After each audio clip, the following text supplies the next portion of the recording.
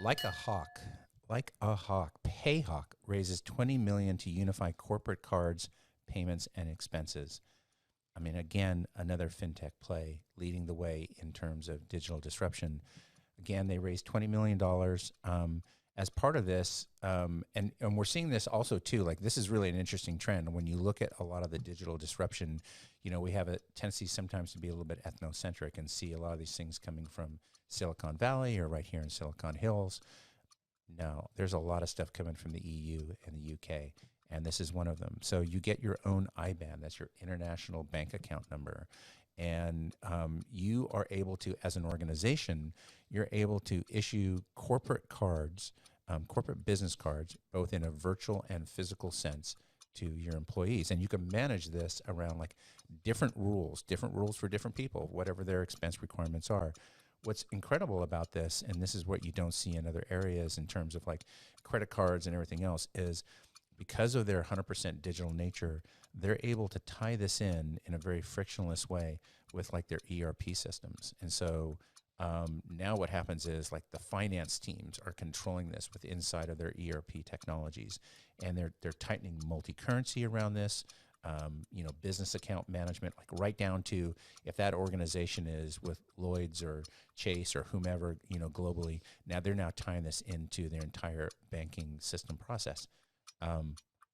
This is massive. And it's like the footprint right now is UK, EU, but this is coming to a store near you in the US. No, I think this is really fascinating because you think about the financial space, right? Mm-hmm. As a business, as a human being, yes. The financial space is like one of that, and health and fitness. Like those are the two most confusing markets here because there's so much going on. There's so much disruption, so much noise all around you, and there's so many different currencies now, both foreign and crypto. There's so many different places to put those currencies. There's so many different ways to spend those currencies. That's right. It's great to see like there's potentially a way here, a way to.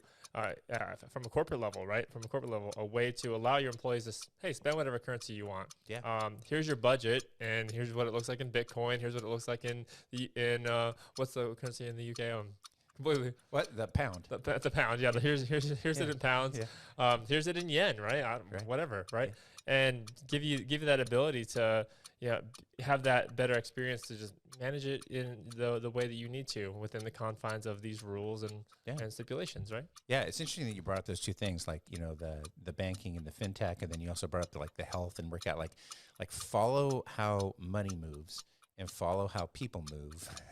That's a good point. And add a digital component to it, and then, but that's where the friction is, right? Like if you think about, you know, all the paradigms that were just shown to be broken during the pandemic, this is giving rise to all of this.